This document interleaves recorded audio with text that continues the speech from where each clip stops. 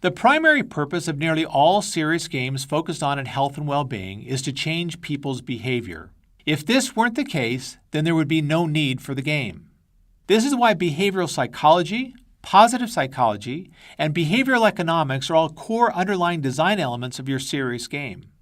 There are many different models and theories of human behavior change, but they all tend to be based upon what I call the 5 pillars of behavior change. The first pillar is guiding, meaning that you need to first know what behavior you're trying to change. You need to know the current behavior and the desired ideal behavior, and any gap between the current and ideal behavior acts as a trigger for the change. We showed the example in the Identify the Problem episode around fitness, where walking less than 10,000 steps would be the trigger to cue you that you need to walk more to achieve the behavior. You must identify, quantify, and measure these 2 types of behaviors in order to know if you're succeeding, and these should include as many of the 7 domains of health as seems appropriate. Next, you focus on enabling this new behavior. This is where 6 basic elements of gaming design and development are used to increase people's capabilities to realize the new behaviors. For example, you can provide a narrative story that people can follow. An example of a serious game that adds narrative to get you to take more steps is Run an Empire. In this game, you run a perimeter of an area to take control of it. Others compete against you to take control of your empire. Good games also enable greater change in behavior by tailoring the experience to the specific person by first understanding their baseline and then helping them set goals that are specific to them and help them move step by step towards these customized goals. A great example of this is an app game called Couch to 5K that helps you set small goals you can easily achieve and then gradually increases these until you achieve your ultimate goal of running a 5K.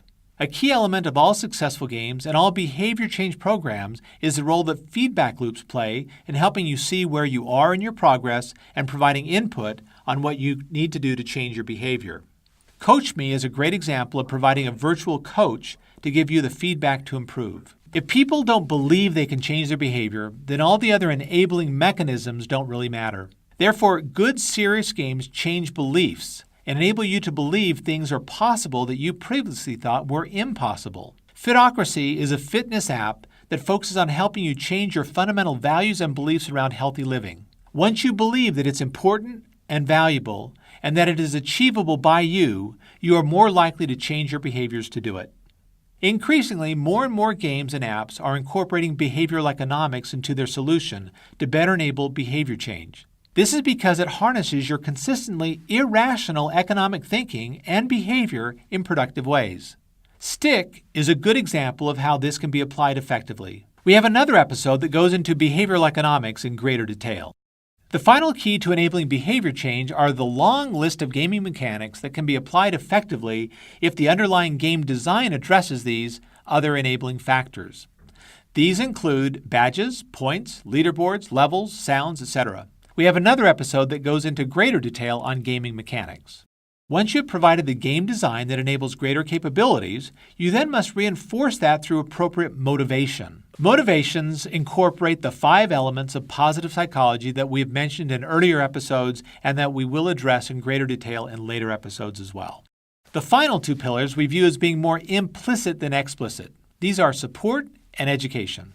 Supporting is based upon applying the 6 principles of digital success, which we cover in greater detail in another episode. But in general, it is focused on eliminating unnecessary friction in 6 different areas by harnessing the power of digital technology.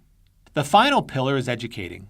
It is ironic that apps and games that have the explicit purpose of focusing on educating people tend to be less effective at actually generating learning. Learning occurs more naturally and organically if you actually embed education into the app in surreptitious ways. For example, a health game development company named Iogo developed a chronic disease management video game series to educate low-income Hispanic communities about how to better manage their diabetes. The entire education was done through the medium of a Mexican soap opera that people could play on their own and where all the learning took place by watching the various characters address real-life romance, violence, and social issues where these health problems emerged. Thanks for watching. Please look at the video description for links to exercises and other resources.